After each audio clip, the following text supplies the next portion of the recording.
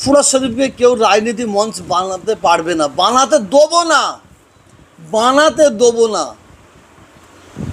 এটা মতুয়াদের দরবার হতে দেবো না। আমি যতদিন বেঁচে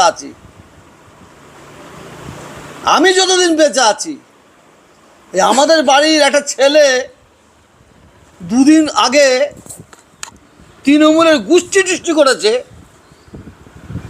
তৃণমূলের মাসে তুলেছে।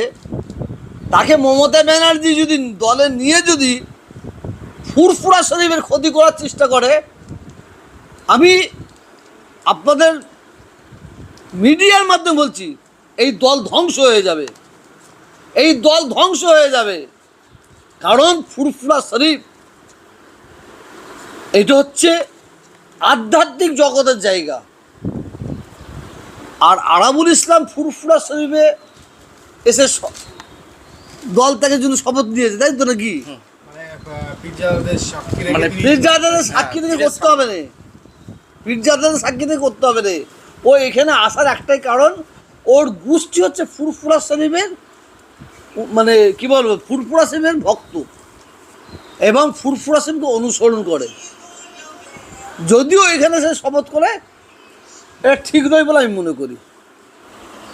মানে আরাবুলের মতো নেতা আমার মনে হচ্ছে যে ভাঙড়ে আছে বলে মনে হচ্ছে না। আরাবুলের দ্বারায় হয়তো অনেক মানুষ কষ্ট পেয়েছে, অনেক মানুষ অত্যাচার হয়েছে।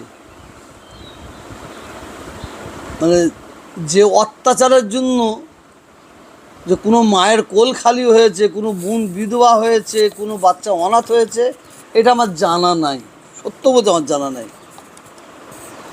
কিন্তু শওকাত ওই জালেম ওর দ্বারাই ভাঙড় এবং ক্যানিংয়ের মানুষ অত্যাচারে জর্জরিত।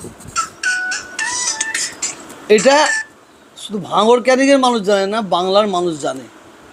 আরাবুল শুধু নয়, সারা পশ্চিম বাংলায়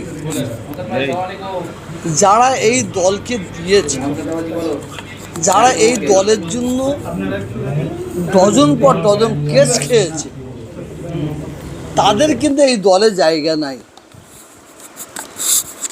তাদের এই দলে জায়গা নাই।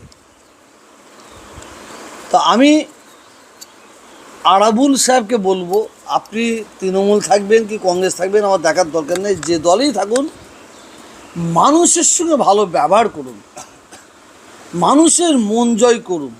মানুষের প্রতি অত্যাচার করে কিছুদিন মানুষকে ভয় দেখে রাখা যাবে, কিন্তু ভালোবাসা দিয়ে সারা জীবন রাখতে হবে। আমি চাইবো বাংলার প্রত্যেকটা যারা এমএলএ প্রার্থী হবে, সে সিপিএম হোক, কংগ্রেস হোক, তৃণমূল হোক, যেই হোক না কেন, আমি তাদের বলবো তারা যেন গনি খান চৌধুরীকে অনুসরণ করে, তারা যেন আকবর আলী খন্দকারকে অনুসরণ করে। কারণ গনি খান চৌধুরী, আকবর আলী খন্দকার, ওনাদের কিছু হারাবার নাই, ওনারা যা করে গেছেন। আমি প্রত্যেকটা রাজনীতির নেতাকে বলবো, আপনারা মানুষের জন্য করুন, দলের জন্য করবেন না। আর আরাবুল ইসলাম সাহেব যে ডিসিশন নিয়েছে তার ব্যক্তিগত ব্যাপার। আমি আরাবুল ইসলামকে বলবো, আপনি যদি ভাঙড়ে দাঁড়ান, ক্যানিংয়ে দাঁড়ান, যেখানেই দাঁড়ান, আপনার দ্বারাই কোনো মানুষ চোখের পানি না ফেলে। কারণ মানুষের চোখের পানির অভিশাপ সবাই সহ্য করবে, মমতা ব্যানার্জি সহ্য করবে, বিমান বসু সহ্য করবে, অধীর চৌধুরী সহ্য করবে, মালিক কিন্তু সহ্য করবে না। তার জ্বলন্ত প্রমাণ আপনারা দেখতে পাবেন 2026-এ শওকাতের কী হাল হয়।